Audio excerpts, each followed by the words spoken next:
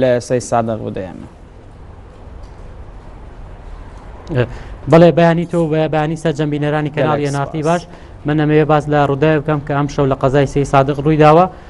لە کاژمێر نوێی ئەم شەو لە یەکێک لە گەڕەکەەکانی قەزای سەی سادقدا مێر منداڵێکی تەمەەن 16 ساڵ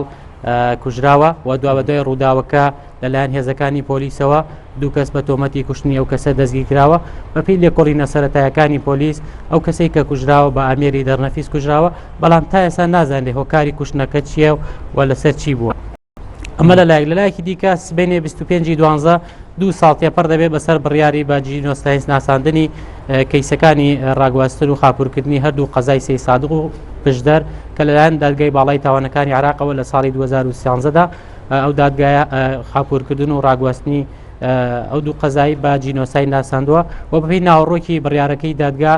هاوڵاتیانی زەرمەندی ئەو دوو قەزایە دەتوانن لە دادگای مەدەنی سکاڵای یاسایی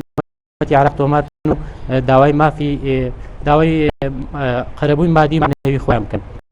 هەروەها بەمێ باز ئەوە بکەم لە چەند ڕۆژی ڕابردوودا قایمقامی قەزای پێنجێن و نوێنەرانی وەزارەتی کارەبای حکوومەت هێرێمی کوردستان سەردانی کۆماری ئیسلامی ئێرانیان کردووە لەوێ بۆ ماوەی ساڵێکی دیکە کارەبای قەزای پێنجێن و ناحیە و گوندەکانی دەوروبەری لە گەڵ کۆماری ئیسلامی ئێران ئەو گرێ بەسەر نوێژەن کراوەتەوە کە بۆ ماوەی ساڵێکی دیکە